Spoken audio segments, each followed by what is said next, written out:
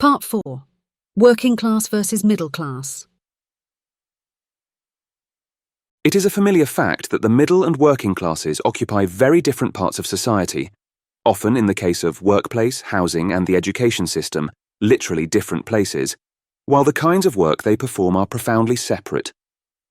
More than that, however, it is the nature of many middle-class occupations that is the main reason why working and middle-class people seldom feel much affinity for one another. Just reading the above job descriptions makes it obvious why this is so.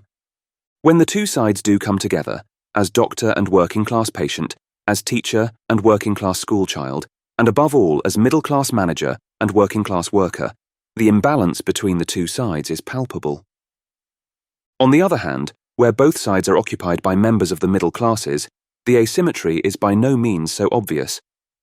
For example, the relationship of middle-class manager to technical expert or professional is considerably more respectful. On the other hand, as more and more technical skills are becoming commonplace, notably in IT, this respect has been substantially eroded, along with the corresponding payslips.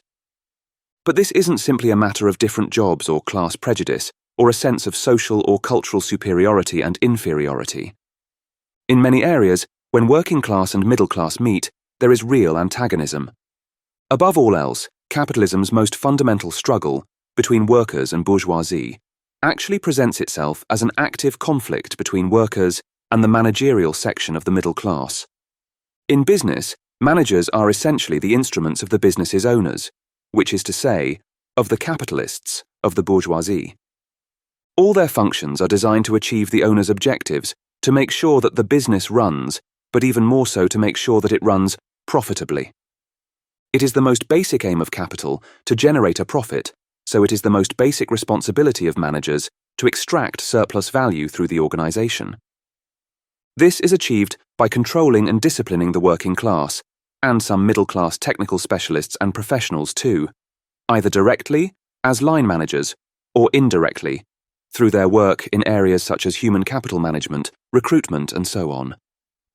And of course, each layer of management has its own bosses, in the form of the tier of management immediately above them, which exercises the same authority and has the same objectives vis-à-vis lower management as the latter have over the direct producers. Managers may not think of their roles in those terms. The great majority of managers probably have no idea what surplus value means, and many probably seldom think of their work as being directly connected to the business's profitability. However, to put the matter the other way around, if they didn't make sure that the surplus value flowed into the company coffers and profits to the business itself would simply fail. So whatever their individual or collective intentions or awareness, management's work must result in this extraction of surplus value. And given that another word for extracting surplus value is exploitation, the irreducible core function of the managerial middle class is to exploit the workers.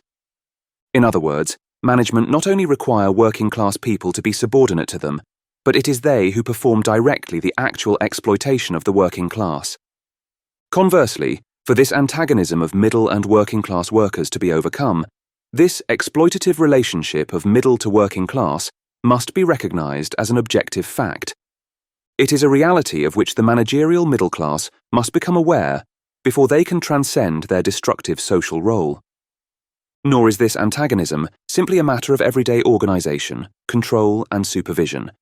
Here at least, management have the excuse that the nature of capitalist exploitation in the production process, the fact that the extraction of surplus value is hidden in plain sight, excuses them from noticing their predatory role. After all, it is hidden from most direct producers too. But when conflict arises, when working-class employees try to negotiate for better pay and conditions and the possibility of conflict with the company arises, and when, from the business's point of view, it is essential for the exploitation of the workers of all kinds to be reimposed. Who is it that working people actually confront? Again, it is not the company's owners, but its managers.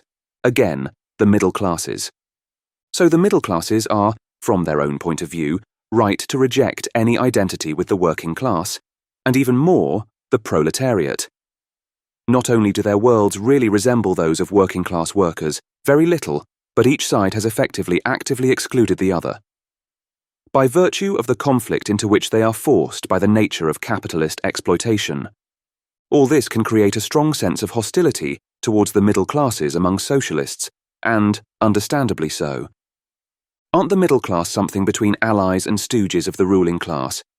Indeed, for those who confuse the middle class with the bourgeoisie itself, aren't the middle class the fundamental problem? To include them along with the working class among the proletariat would surely be an error of the first order. This theoretical doubt can only be intensified by what is a justified practical antipathy. The working class have every reason to be angry with their middle-class controllers, the egoistical individualism of middle-class life, the seemingly leisurely work, the warm, comfortable offices in which they work, the still more comfortable life outside the office, the extra pay and privileges, the long holidays, the share options. What have the middle class done to deserve that, when the working class faces increasing poverty and precariousness? And yet,